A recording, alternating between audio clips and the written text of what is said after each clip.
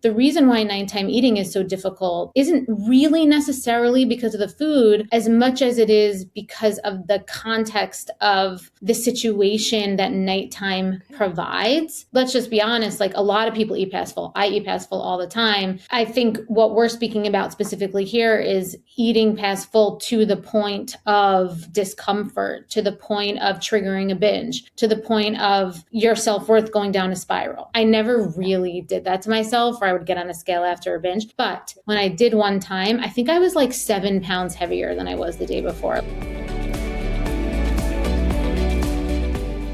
Hello and welcome to another new episode of Emotional Eating Unwrapped. I'm your host, Alana Kessler, and today's episode is going to be a little bit different. We are going to be taking questions, we being me and Brittany. So you met Brittany a couple weeks ago. She is my amazing podcast producer, collaborator, all things. And we have been sourcing questions from you guys for the past like couple weeks, couple months, I think. Yeah.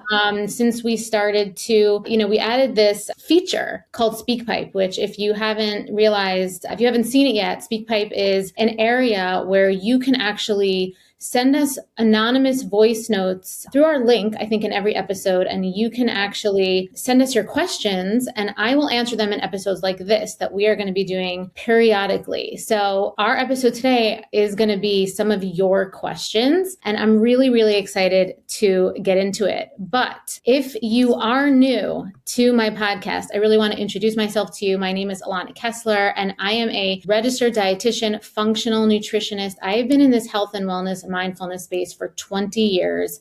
And I work clinically. I work functionally. I work somatically. I've done all the things. But my passion is really helping women and men, actually, all people, really find love with their bodies, lose weight, reconnect with themselves, overcome any kind of emotional or addictive behavior with food, and just really live your best life. So if you are here, you're new, welcome. And we're going to dive right in. But before we do, please, if you're watching on YouTube, hit subscribe, give us a like on Spotify, give us a like on Apple, give us good ratings, good reviews. And if you are interested in working with me one-on-one, I do have a monthly giveaway where if you leave us a 5-star review on Apple and a review, and you screenshot that review to podcast@bewellbyak.com, or you send it to Instagram and DM us there, you can be entered to win a free one-on-one session with me. All right, now we'll get into it. Brittany, hit me with some of the questions. Yes, I'm so excited. And Alana, what a deal. I hope we have a winner for December for the giveaway, because what a steal to get a one-on-one session with you. I just want to say to you, give away so much golden information in these podcast episodes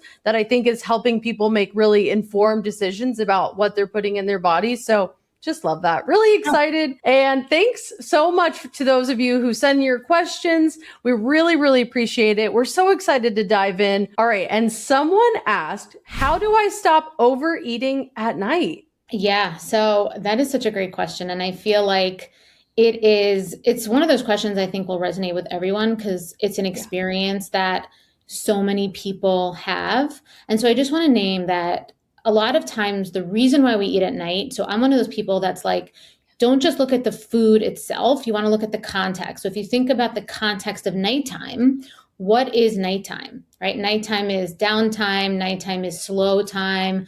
Nighttime is like less stimuli, less activity coming your way. Maybe you're starting to feel certain feelings that you've maybe put off during the rest of the day, right? So the reason why nighttime eating is so difficult isn't really necessarily because of the food as much as it is because of the context of the situation that nighttime provides.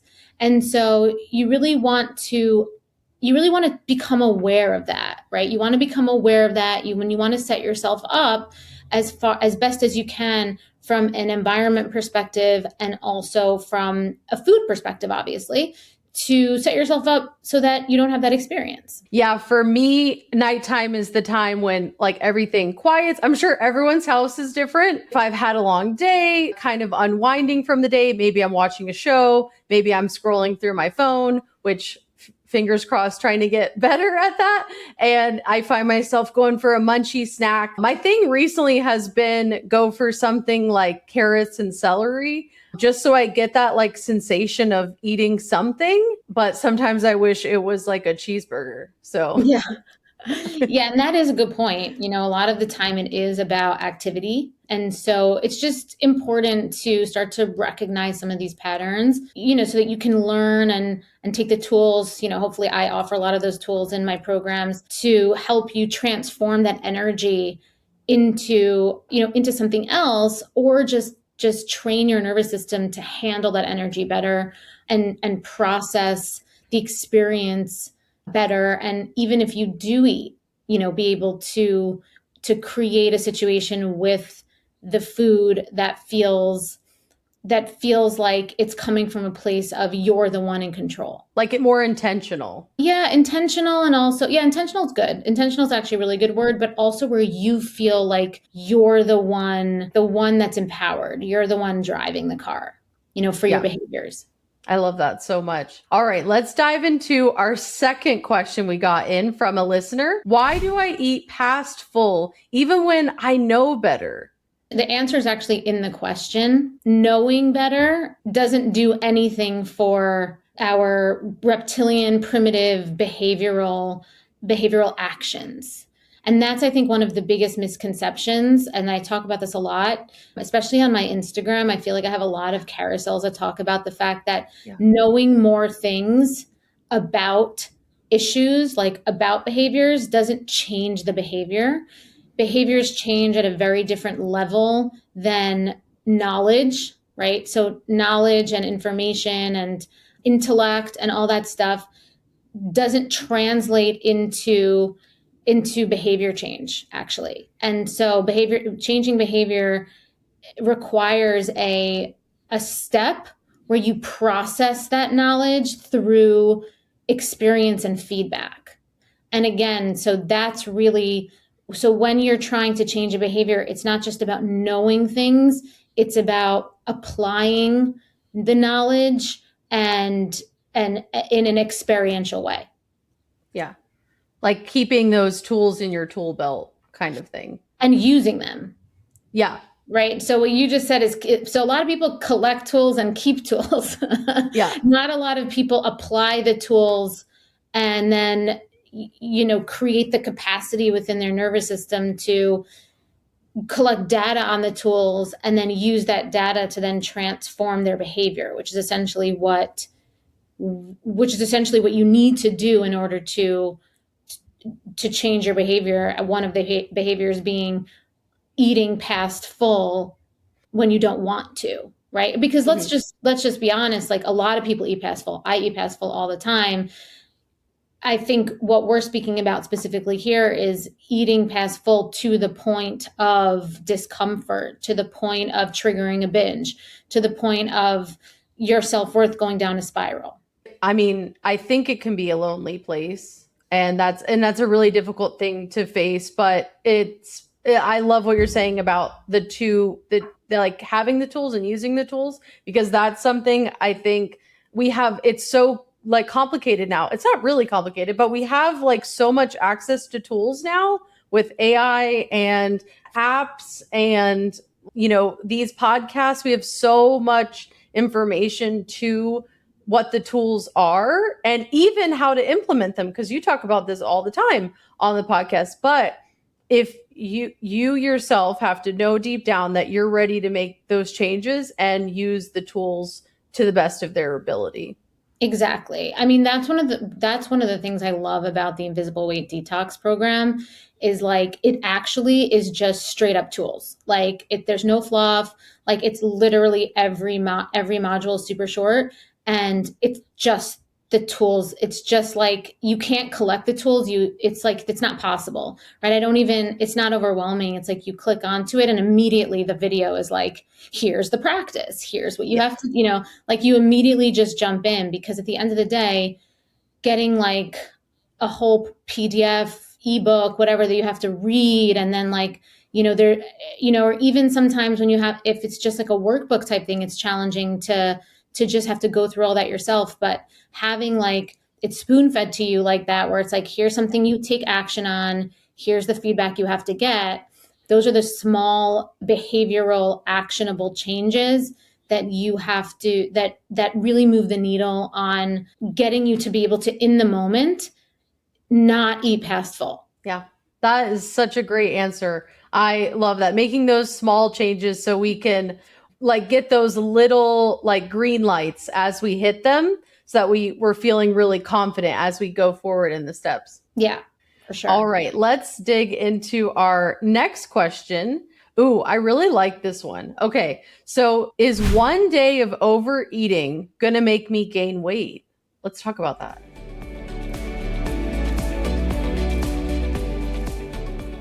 You've built a good life. From the outside, it looks like you have it all together. You eat clean, you work hard, you take care of everyone. But there's this one area that still feels impossible to master, and that is food. You can eat perfectly all day and still end up in the kitchen at night wondering why you keep doing this. You promise yourself you'll start fresh tomorrow, and I know you mean it every single time. But the cycle, it always finds its way back, especially when you're stressed, when you're overwhelmed, or when you're just tired of being the one that's holding it all together. And I get it because I lived that way for years. And what I learned is this: the problem, it was never about food.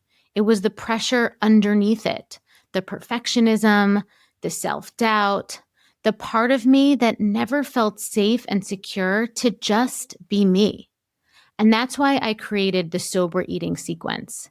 It's a proven 3-phase method that rewires the emotional patterns and the belief systems driving overeating so you can relax, trust yourself around food, and release weight completely naturally, without force and without obsession. Because when your body feels secure, it lets go. The cravings quiet, the self-punishment, it softens, and food, it stops being the thing that you have to fix. This is not another plan. This isn't another rule book. It's a revolutionary transformation for your nervous system, for your body, and for your identity. So join the sober eating movement today. No. So the short answer is no. It will not make you gain weight in the long term if you have a strategy in place that can get you recalibrated over over a period of time. Might you wake up the next day and have put on some weight if you weigh yourself? Absolutely. But I don't consider that real weight. I consider that water weight, bloat, hormone shifts, which typically all, hormone shifts, salt, all that stuff that are going to be what is representative of the pounds that you're going to see the next day after overeating. And it might be crazy, right? Like I know that sometimes, this was totally masochistic, but when I used to binge a lot, and I really never did this because it was so bad, but like maybe one time I got on the scale after a binge. Honestly, that was something for all the ways that I was self-destructive, I never really did that to myself, where I would get on a scale after a binge. But when I did one time, I think I was like 7 pounds heavier than I was the day before. Like that is how huge the swing could be when you have the binge, and I'm thinking like that's what we're talking about here, like a binge, overeating and eating a little bit past full, like on a, you go out to a celebratory dinner, or maybe you're alone, maybe, that's a happy thing, but like maybe you're alone at night, or, you're having a moment and you just overeat too much. Yes, you likely will get on the scale the next day and you might be 3 to 7, 8 pounds. Like I said, it could be that crazy. Yeah. More than you were the day before, but it's never going to be actual fat pounds. You can always recalibrate that with the right strategy, for sure. Absolutely. And again, like, I teach all that stuff in my program. So it's like and you absolutely can get back to feeling like yourself, right? Like, again, I don't want to harp on weight and pounds. That's something I don't teach. Like, I think that we should know when it comes to weight, and I know this isn't the question, but when I just think it's important for people to know, when it comes to weight, you should know what you weigh within a range, right? Like that's sort of how I go by it.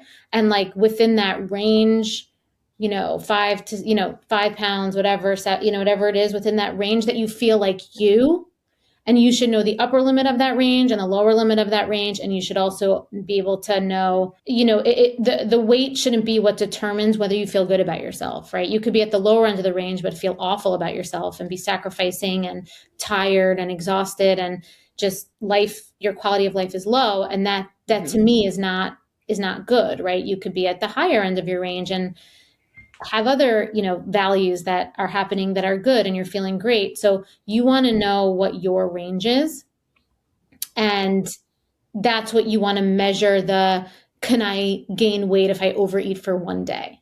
That's so helpful because I think like you talked about, you could have a celebratory dinner where you eat a lot of salty foods that night, maybe have a birthday cake. Like, it's nice to know about this like range of weight or, women like still menstruating, like your hormones are changing a lot throughout the month.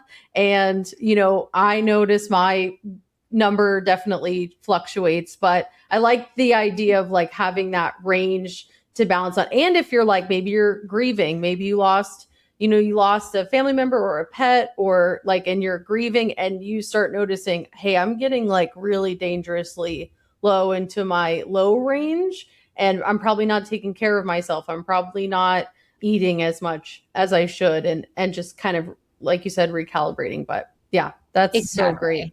Exactly. And honestly, like I can't tell you how much peace it gives me knowing my cycle. And especially now as I'm getting into perimenopause. And I know that when I was younger, I would feel the bloat a lot before my period.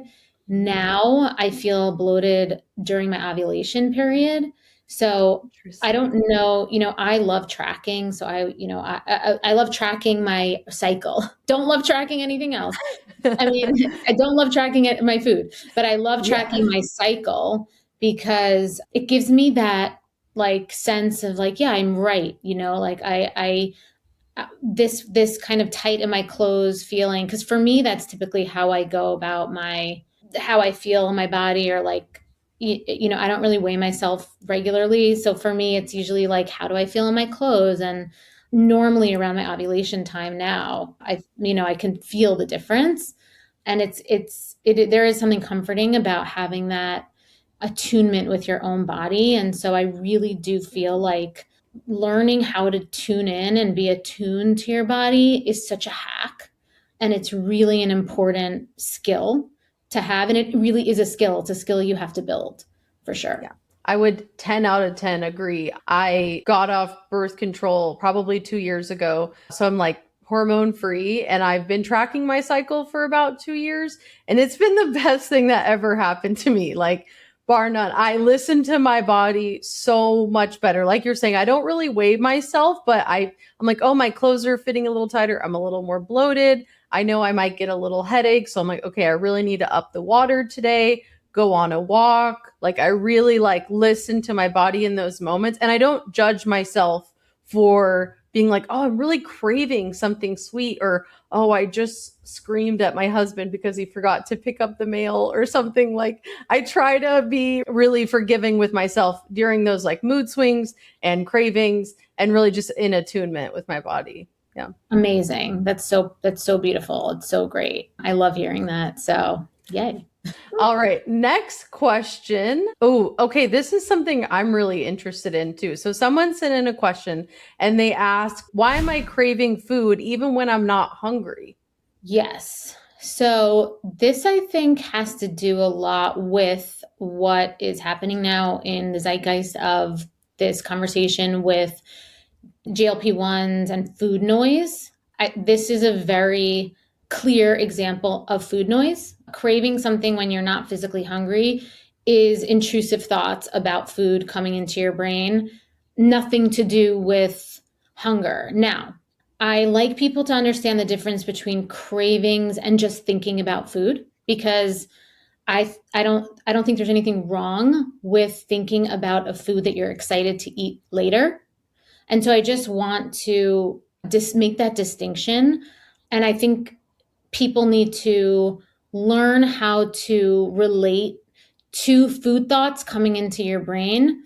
They're not always bad. It doesn't always mean that you're craving them. So I just want to be clear that if you're not hungry and you're thinking about like pizza later or ice cream that's happening, or all of a sudden you want that and you're thinking about how you're going to have that later or tomorrow, there's nothing wrong with that. Okay.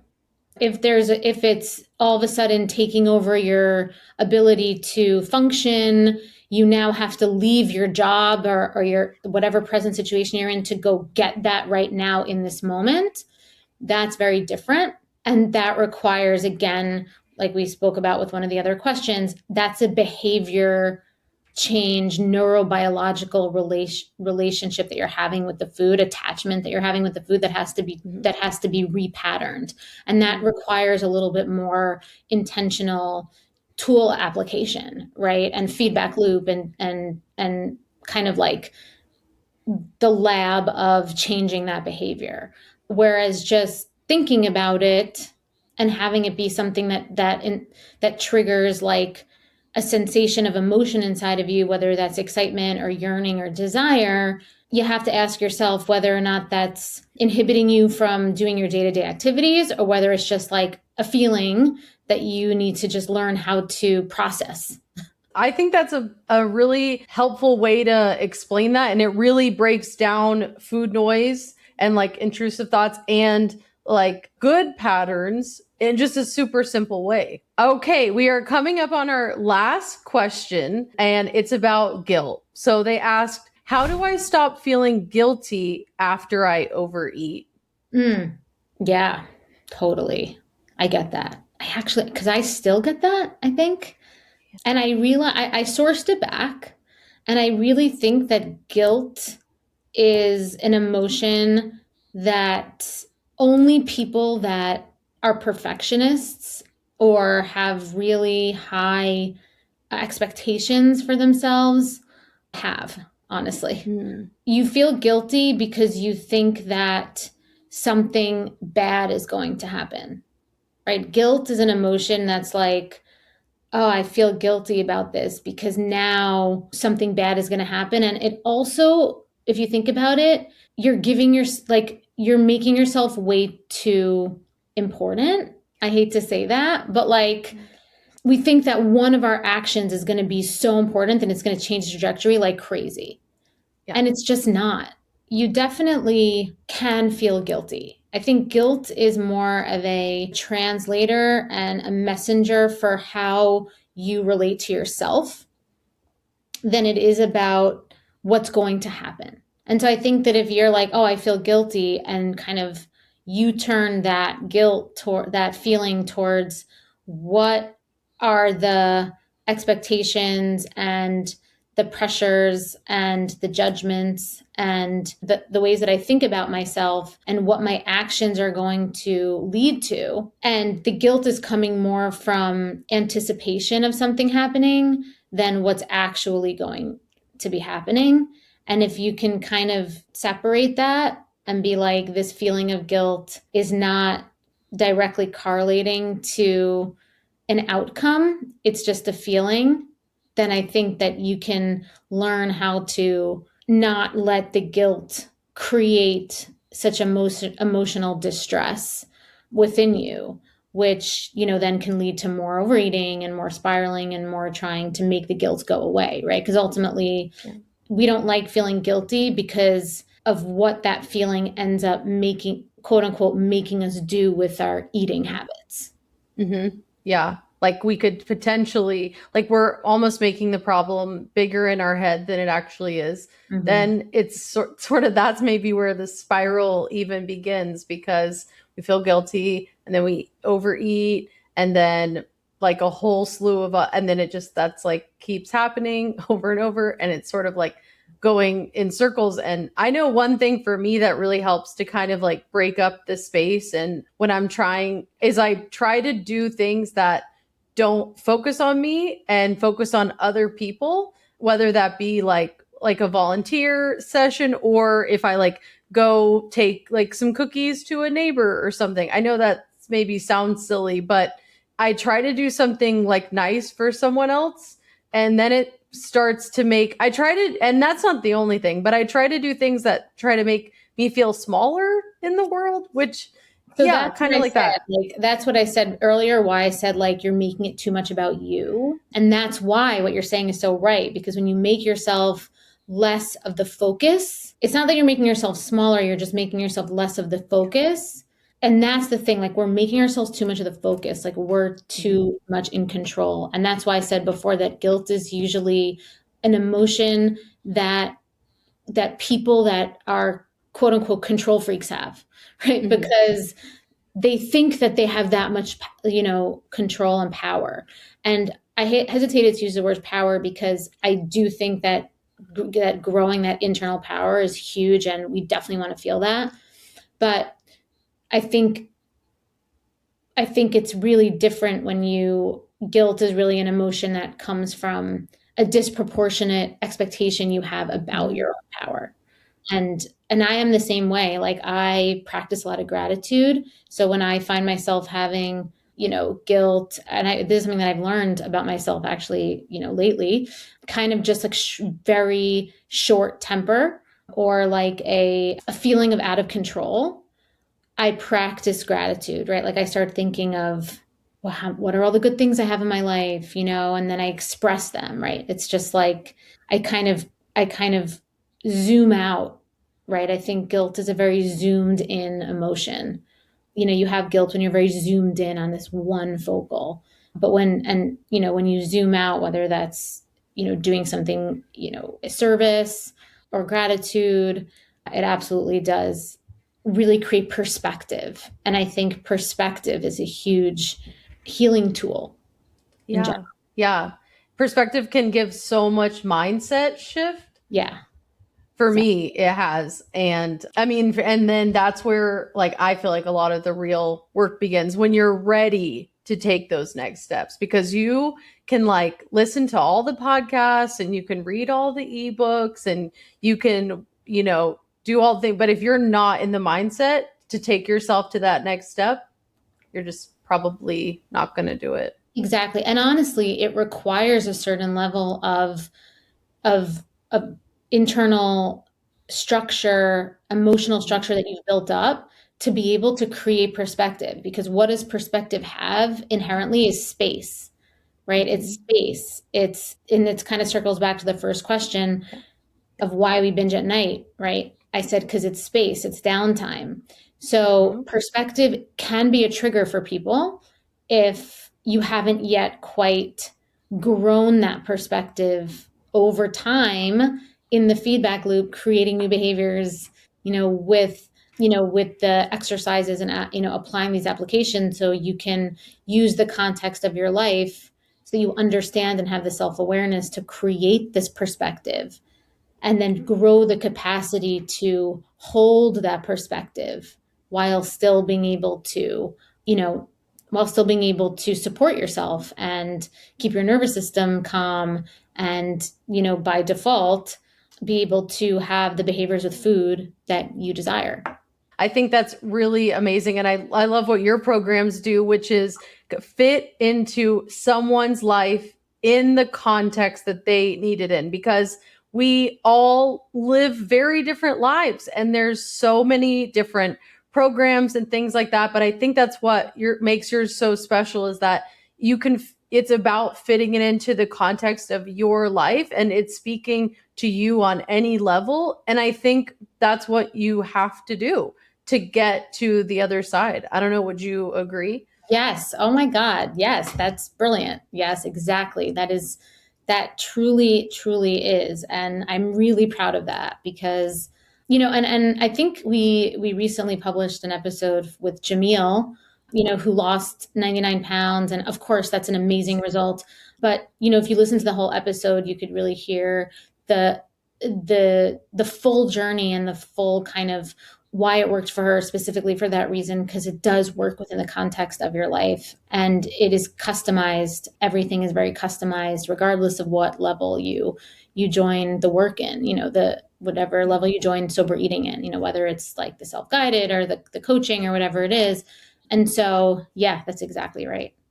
For sure. I love that. I'm so happy we got to do this episode today and answer some listener questions. We want to do more. So next time, if you like, you can absolutely send your guest questions in, if you want to DM them, if you want to, write them on a Spotify comment, you could send this through the SpeakPipe. So that link is going to be in the show notes. You can record an audio message in there. We'll play it. We'll answer it. So we want to hear your voices. We want to hear your questions. We're so excited to do more of these. I'm really excited. So I'm so happy we got to do that today. Same. And just the audio messages will always be anonymous, right? You never have to say your name or anything like that. Perfect. No, definitely not.